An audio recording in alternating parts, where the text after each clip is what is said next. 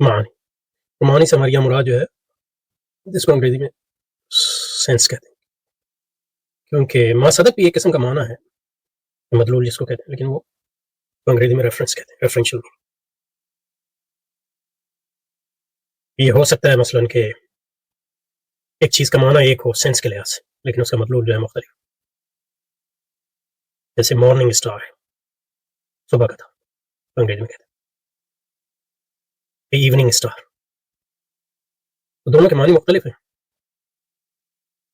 Morning یا صبح کا ستارہ اور انگریزی میں، اور شام کا ستارہ جو شام کو نظر آتا ہے، لیکن حقیقت میں وہ ایک ہی ستارہ ہے مدلول کے لحاظ سے، اس کا مدلول ایک ہے، تو اس کے سینسز دو ہیں یعنی معنی، لیکن یہ اس کا ریفرنس یا ریفرنشیل میننگ یا مدلول یا ما صدق جو ہے دونوں کے مختلف، سوری ما صدق کا مدلول ایک ہی ہے، کیونکہ مارننگ اسٹار جو صبح کا تارہ جس کو کہتے ہیں اور شام کا تارہ وہ ایک ہی چیز کی طرف، لیکن صبح کا تارہ کا مطلب جو ہے زبان کے لحاظ سے اور شام کے تارہ کا معنی جو ہے وہ مختلف ہے، لیکن ان کا مدلول ایک۔ اچھا، تو معنی کے درمیان جو نسبتیں ہیں ان کے مدلول کے اعتبار سے چار، دو معنی کے درمیان نسبت، ظاہر نسبت کے لیے آپ کو ایک سے زیادہ چاہیے، دو معنی کے درمیان با اعتبار ان کے مدلول کے، مدلول معنی کا مدلول ہوگا، کیونکہ معنی کا وجود جو ہے مدلول میں ہی مجسم ہوتا ہے، ورنہ تو ان کا وجود جو ہے مجرد ہے، الا یہ کہ مثلا یہ کہ افلاطونی نظریہ کے مطابق جو ہے معنی کا بھی ایک مجرد وجود معنی یعنی حقیقی مجرد وجود مدلول کے اعتبار سے۔ اچھا جی، جیسے میں نے کہا اس کے چار ہیں، تو دو تو آسانی سے سمجھ سکتے ہیں، دو معنی اگر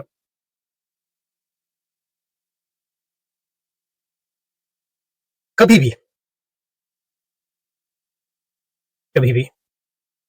ایک مصدوق پر صادق نہ ہے، ایک مدلول پر صادق نہ ہے،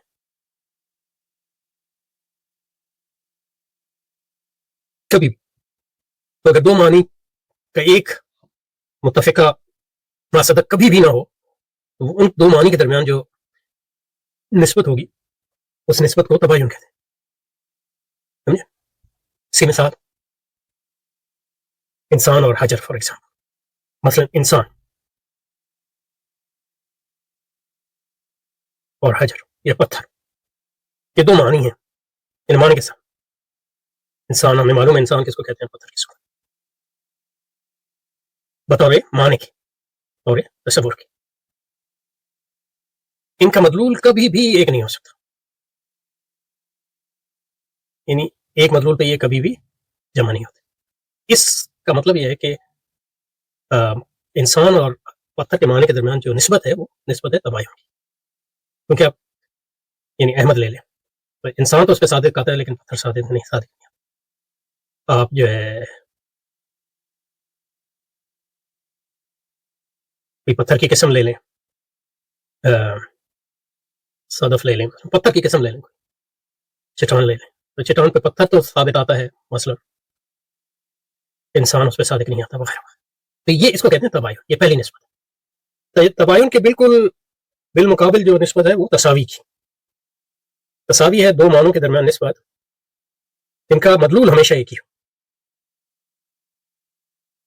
ہمیشہ ایک ہی ہو، معنی تو دو ہیں، تو اس لحاظ سے جو ہے لفظ بھی دو ہیں، وہ مترادف نہیں، لیکن یہ کہ ان کے درمیان نسبت ہے تساوی کی، یعنی یہ کہ ان کا مدلول ہمیشہ ایک ہی ہوگا، یہ بالکل برعکس ہے تباین کی، اور اس کی جو مثال ہمارے یہاں دی جاتی ہے وہ انسان اور ہنسنے والا یا داحق، تو جہاں تک ہمیں پتہ ہے انسان، ظاہر معنی تو ان کے مختلف ہے، انسان کا معنی ایک ہے اور داحق یعنی ہنسنے والا، لیکن اس کا مدلول جہاں تک ہمیں معلوم ہے صرف انسان ہی ہو سکتا ہے، احمد یا فوزیہ یا راحت وغیرہ، تو ان کا مدلول ہمیشہ ایک ہی ہو، کیونکہ ہنسنے کا لفظ جو ہے ہم معنی جو ہے وہ صرف انسان کا استعمال کرتے ہیں، تو یہ دو نسبتیں تو بڑی آسان تھی، ایک میں یہ ہے کہ کسی مدلول پر ایک مدلول پر صادق نہیں آتے کبھی بھی تو وہ تباین ہے، اور ایک پہ صادق آتے ہیں تو وہ تساوی ہے، تو یہ دو ہو گئے۔ تیسری جو ہے اس کو کہتے ہیں، اب تیسری اور چوتھی جو ہے ملی ہوئی ہیں ان معنوں میں، تیسری جس کو عموم و خصوص مطلق کہتے ہیں، یہ جو ہے ایک مدلول پر صادق آتے ہیں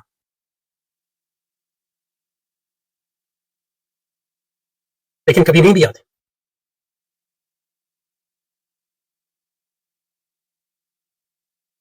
لیکن جو یہ نہیں آنا ہے وہ ہمیشہ یک طرفہ ہوتا ہے، کیونکہ دو معنی ہیں ہمارے، ایک اور دو، نسبت معلوم، نسبت کی بات کر رہے ہیں. تو یہ جو ہے ایک معنی پر صادق آتے ہیں،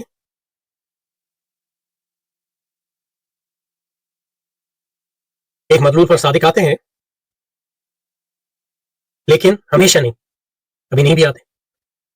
لیکن جو نہیں آنا ہوتا ہے وہ یک طرفہ ہوتا ہے، یعنی یا تو اس طرف سے ہوگا یا اس طرف سے ہوگا، دونوں طرفہ نہیں. تو یہ جو اتحاد ہے وہ تو دو طرفہ ہے، لیکن افتراق جو ہے وہ یک طرفہ ہے. ان معنوں میں کہ ایک چیز تو ہمیشہ اس مدلول پہ صادق آئے گی، لیکن دوسرا جو ہے وہ کبھی آئے گی اور کبھی نہیں آئے گی. تو اس کو کہتے ہیں عموم و خصوص مطلق. اس کی مثال ابھی دیتے ہیں تو زیادہ بات ہو جائے گا. تو عموم و خصوص مطلق کی مثال ہمارے انسان اور حیوان دی جاتی ہے، اور حضرت کی مثال میں جو ہے ان وجود کے مثالوں میں خارج اور نفس الامری کے درمیان جو نسبت تھی وہ عموم اور خصوص مطلق کی تھی.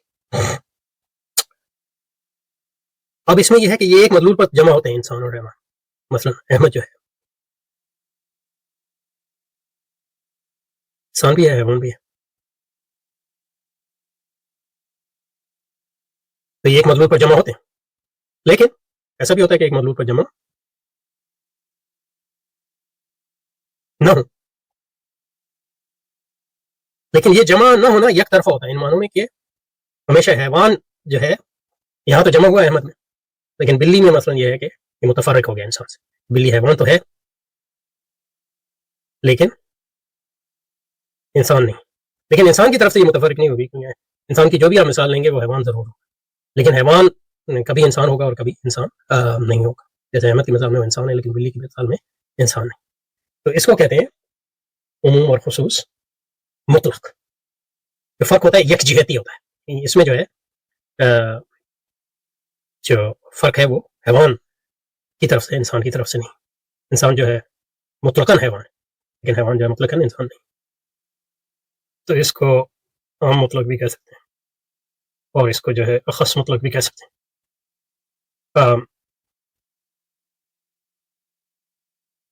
حضرت کی مثال میں انسان کی طرح کی چیز نفس الامر تھی، اور خارج جو ہے وہ اخص مطلق ہے، کیونکہ جو نفس الامر ہوگا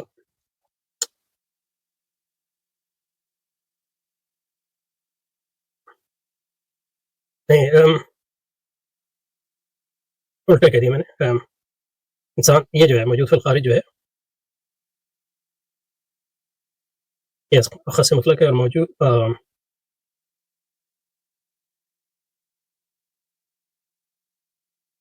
موجود فی نفس الامر جو ہے یہ جو ہے عام مطلق ہے. تو جو بھی موجود فی نفس الامر ہوگا، جو بھی موجود فی الخارج ہوگا وہ موجود فی نفس الامر تو ہوگا ہی. اس حضرت کی مثال کے مطابق ہمیں ان کی بات کو ماننا ضروری نہیں ہے، کیونکہ یہ اس پہ منحصر ہے کہ آپ موجود فی الخارج سے حقیقت میں کیا سمجھتے ہیں اور موجود فی نفس الامر میں کیا سمجھتے ہیں. تو مثلا یہ ہے کہ درخت ہے احمد کی طرح، موجود فی الخارج ہے اور موجود فی نفس الامر بھی ہے. لیکن یہ ہے کہ مثلا میرے ذہن میں ایک چیز ہے، وہ موجود فی نفس الامر تو ہے لیکن موجود فی الخارج نہیں ہے. فار ایگزامپل تو جو میرے ذہن میں چیز ہے اس پہ جو ہے بلی کی طرح حیوانیت تو ثابت ہوئی اور نفس الامر تو ثابت ہوا، لیکن وہ خارج میں موجود نہیں ہے، وہ انسان نہیں. تو موجود حیوان جو ہے عام مطلق ہے، انسان جو ہے خاص مطلق ہے، اور موجود فی نفس الامر جو ہے یہ عام مطلق ہے اس اصطلاح کے مطابق، اور موجود فی الخارج جو ہے خاص مطلق ہے. تو یہ مطلب یہ ہے کہ اس میں جو سمجھنے کی چیز ہے، یہ تیسری جو نسبت ہے معنی کے درمیان، اس میں دو معنی کے درمیان مدلول جو ہے جمع ہوتے ہیں اور متفرق بھی ہوتے ہیں، لیکن جو تفریق جو ہوتی ہے وہ ایک طرف سے ہوتی ہے، دونوں طرف سے نہیں ہوتی. انسان اور حیوان تو ہمیشہ جو تفریق ہوگی وہ حیوان کی طرف سے ہوگی، انسان کی طرف سے نہیں. تو اسی لحاظ سے انسان جو ہے خاص مطلق ہے اور حیوان جو ہے عام مطلق ہے. اس کو کہتے ہیں عموم و خصوص مطلق. اس کی ایک اور مثال دیتے ہیں تاکہ یہ واضح ہو جائے. فریضہ عبادت میں لے لیں، فریضہ اور قربت ہے جس کو اس میں یہ ہے کہ ہر فریضہ جو ہے یہ جمع ہوتے ہیں. مثلا نماز ہے فریضہ بھی ہے اور قربت بھی ہے، عبادت خاص قسم کی عبادت، یعنی قربت کہہ لیں، نفلی عبادت کہہ لیں. عمومی فریضہ جو ہے اس میں جمع ہو گئے، تو فریضہ اور قربت کے درمیان جو نسبت ہے وہ عموم خصوص مطلق کی ہے، کیونکہ ہر فریضہ ہمیشہ قربت ہوگی، لیکن یہ ضروری نہیں ہے کہ ہر قربت جو ہے وہ فریضہ ہو. مثلا یہ ہے کہ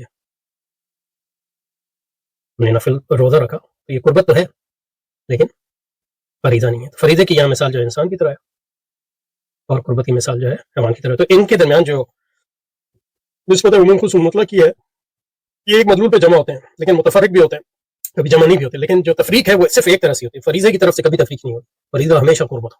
لیکن قربت کی طرف سے تفریق ہوگی کہ کبھی کوئی قربت ایسی ہوگی جیسے نماز، وہ فریضہ بھی ہو سکتی ہے، نماز عصر مثلا. لیکن یہ ہے کہ کبھی ایسی قربت ہوگی جو صرف قربت ہوگی یا لیکن یہ کہ وہ فریضہ نہیں ہوگی. ٹھیک ہے جی. یہ اچھا، اب چوتھی اور آخری، وہ بھی بڑی آسان ہے. چوتھی جو نسبت ہے وہ اب اس کے لیے ہم نے یہ سارا کہ عموم و خصوص وجہ. تو یہ مطلق کی طرح ہے، صرف تھوڑا سا اس میں یہ فرق ہے، تھوڑا کا مطلب یہ فرق یہ ہے کہ ایک مدلول پہ جمع ہوتے ہیں اور متفرق بھی ہوتے ہیں، یعنی کبھی جمع نہیں بھی ہوتے. لیکن جو کبھی جمع نہیں ہونا ہوتا وہ دونوں طرف سے ہوتا ہے. تو ایک اور دو مثلا ابھی مثال دیے بغیر سمجھاتا ہوں آپ، صرف اس کے اسٹرکچر کو سمجھ. تو کبھی تو ایک مدلول پہ جمع ہوں گے، کبھی نہیں ہوں گے. تو کبھی یہ ہو سکتا ہے کہ وہ اس دو کی طرف سے جمع ہو، اور کبھی اس طرح ہوتا ہے کہ ایک کی طرف سے. تو عموم خصوص مطلق اور عموم خصوص وجہ میں فرق یہ ہے کہ عموم خصوص مطلق میں تفریق صرف ایک طرف سے ہوتی ہے، جبکہ عموم خصوص وجہ میں تفریق دونوں طرف سے ہوتی ہے. ٹھیک ہے جی. دوسرے معنی میں یہ ہے کہ عموم خصوص مطلق میں اجتماع ہوتا ہے اور افتراق ایک طرف سے، جبکہ عموم خصوص وجہ میں اس کو یہ معاوضہ اجتماعی بھی کہتے ہیں. اجتماع ہوتا ہے تو افتراق ہوتا ہے نمبر 1 ایک طرف سے، دوسرا افتراق نمبر 2. تو یہ 3 صورتیں ہوتی ہیں، اس میں صرف 2 صورتیں ہوتی ہیں، جبکہ تساوی میں جو ہے کبھی افتراق ہوتا ہی نہیں ہے، اور تباین میں کبھی اجتماع نہیں ہوتا. یہ 4 نسبتیں. اب چوتھی کی مثال سمجھیں. اب اس کی مثال جو ہے مثلا لے لیں عموم خصوص وجہ کی مثال. ایک تو حضرت دیں گے، اس کو تو دیکھیں گے ہم لیکن مثلا نماز اور فرض اور فرائض کے درمیان نسبت پہلے دیکھیں، یہ جمع ہوتے ہیں، ابھی عموم خصوص ہے. پہلی مثال یعنی نماز اور فرض جمع ہو گئے، مثلا نماز فجر. اچھا ٹھیک ہے. اب تفریق بھی ہوتے ہیں. تفریق کی ایک مثال جو ہے نماز کے لیے لے لیں، یعنی آپ لے لیں مثلا نماز کی طرف سے تفریق ہو، مثلا یہ لے لیں فرض زکوٰۃ. زکوٰۃ مثلا زکوٰۃ جو ہے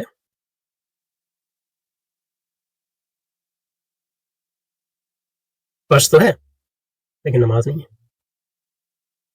اور دوسری تفریق کی مثال لے لیں فرائض کی طرف سے، مثلا چاشت کی نماز. چاشت کی نماز جو ہے نماز تو ہے لیکن فریضہ نہیں ہے، نفل ہے یا سنت ہے. مختلف فقہا کی مختلف جو ہے یہ مندوب ہے، مختلف فقہا کی مختلف اصطلاحات ہیں. تو نماز اور فریضے کے درمیان جو نسبت ہے وہ کیا ہے؟